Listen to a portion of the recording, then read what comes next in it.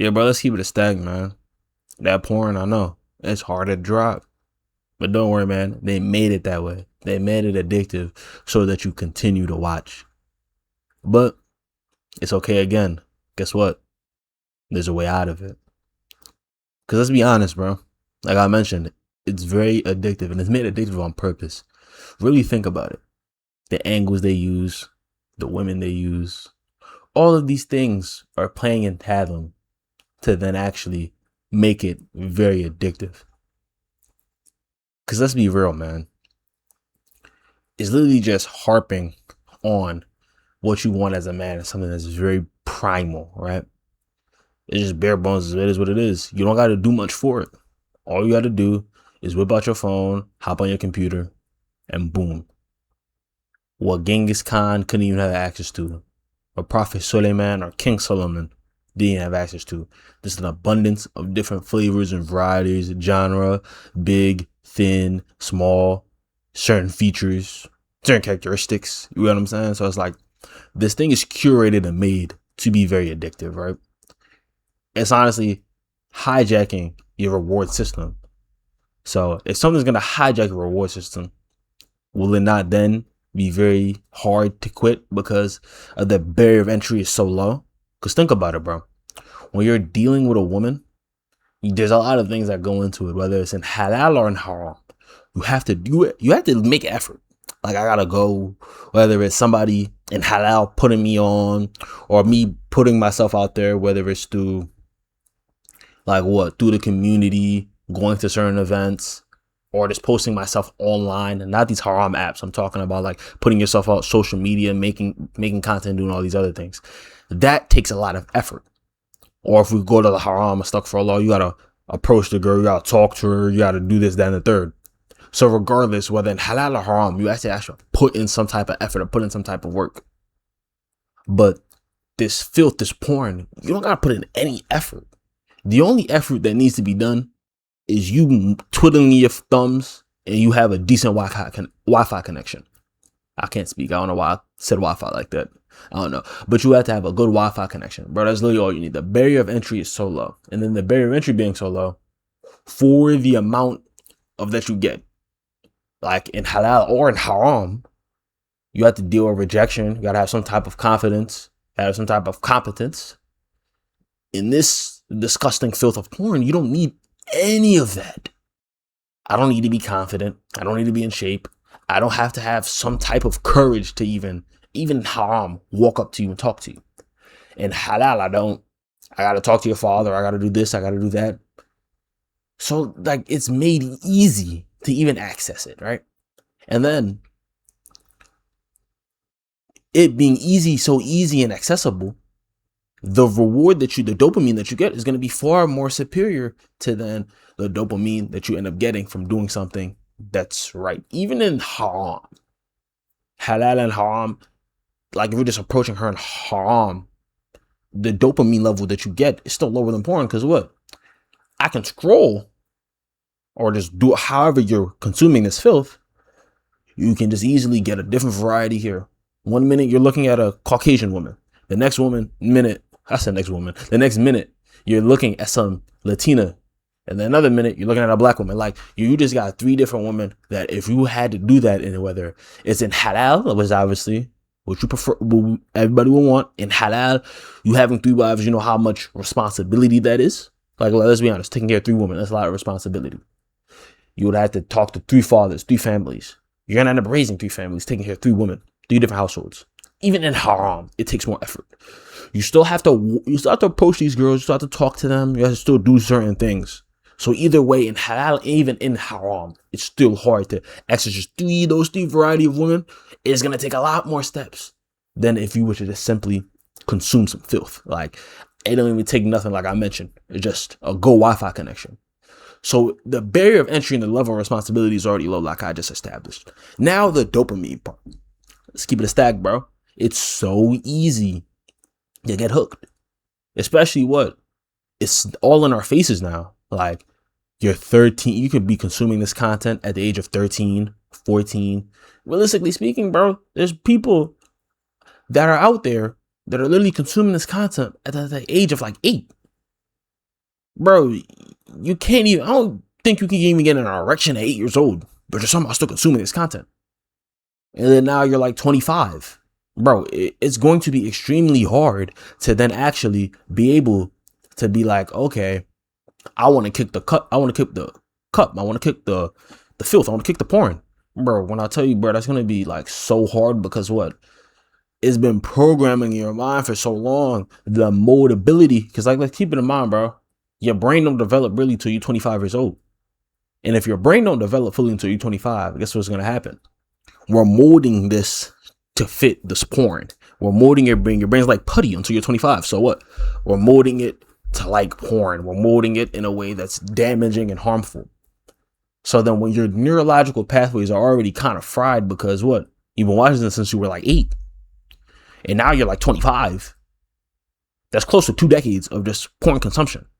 So it's like, it's going to be so hard for you to break the mold and just break down this filth out of your brain because that's all your brain knows. When you're bored, yo, let me go bash. I got it from the UK. Yeah, that man, what's his name? That one, man, it was funny as hell. We talking about, you gotta go bash. Why don't you pray salah? Because I bashed. But no, real rap though, like, out here spanking yourself, you spanking your meat, stuff for you out here spanking your meat. And it's not funny, but out here spanking it and doing all this other type of filth. Like what? You're spanking it because it's easy. Like what? I'm bored. Let me spank it. I'm tired. Let me spank it. Ah, dang, I'm a little young man. Like, I'm a little horny. I ain't gonna lie. I'm gonna spank it. Like, bro, that's literally how easy it is. And if this is a pattern that's been happening for years on end, bro, hard habits die hard. Old habits die hard. So it's like, this habit that you've had for so long, bro, is going to be so hard to kick it because you're literally fighting against what your brain has developed as comfort for so long.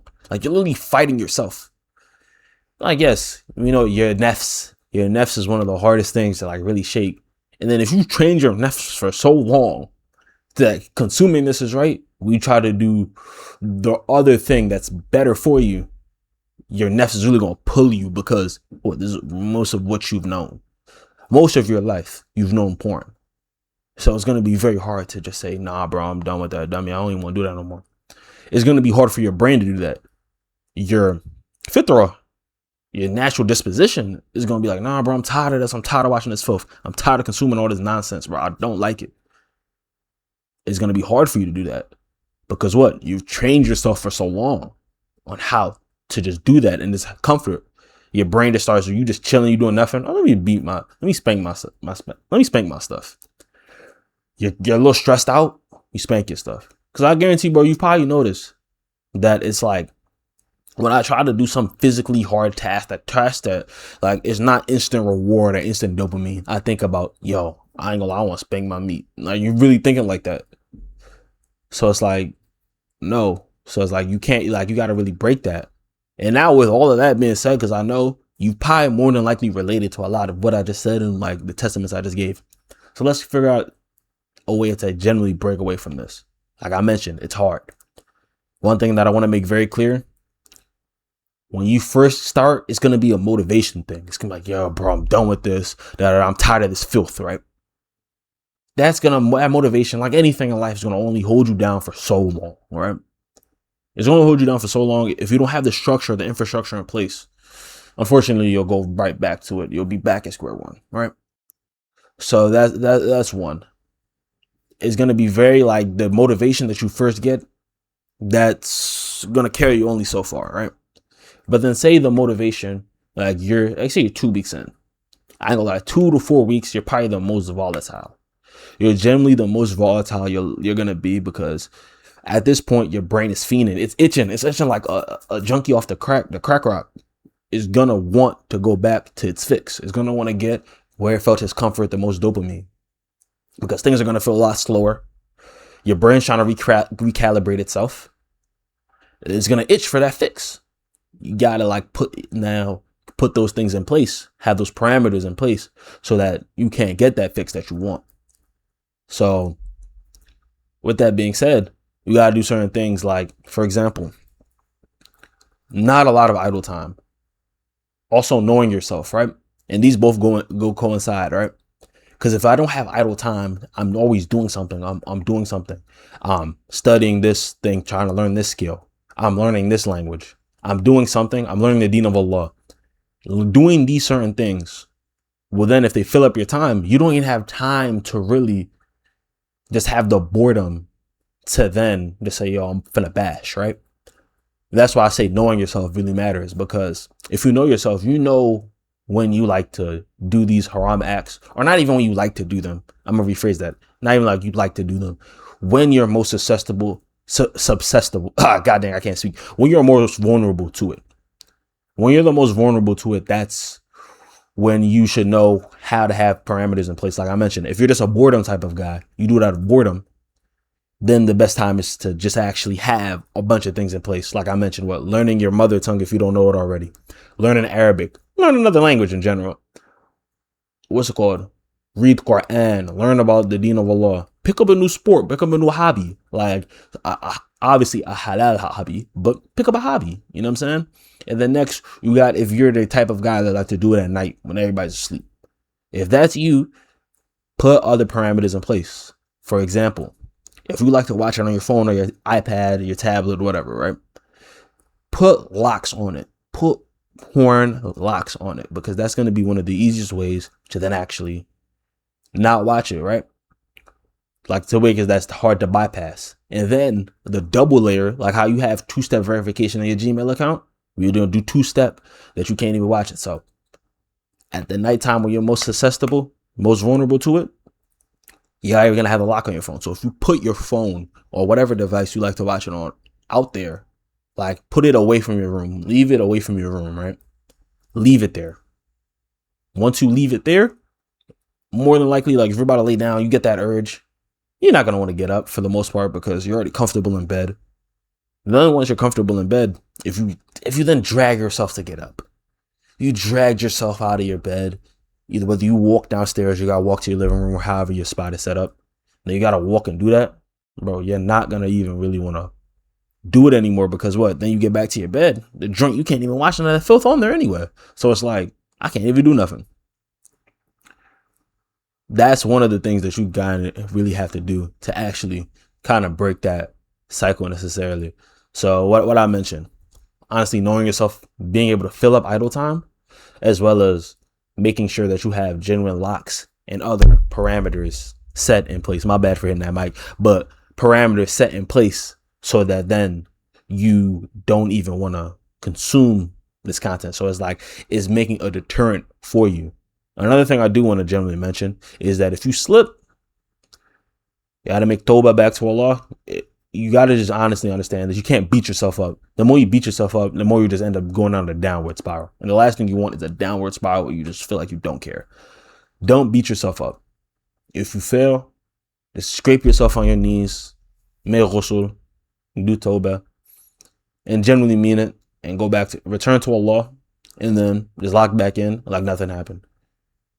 That's generally some of my advice that I give you, because yes, brother, this thing is very, very hard to shake. It feels like once it has you, it's like the symbiote in Spider-Man with Venom. It's hard. You can't really just, you really gotta, it's something that's very hard to shake and get rid of, but it is very possible with Allah's permission and you putting in the genuine effort and asking Allah for help. I genuinely appreciate you if you stayed this long to the video, because this is longer than I usually make them. So I generally appreciate that. Subscribe to the channel and like the video. And I appreciate you for watching the video this long. I'll catch y'all boys in the next one. Assalamu alaikum.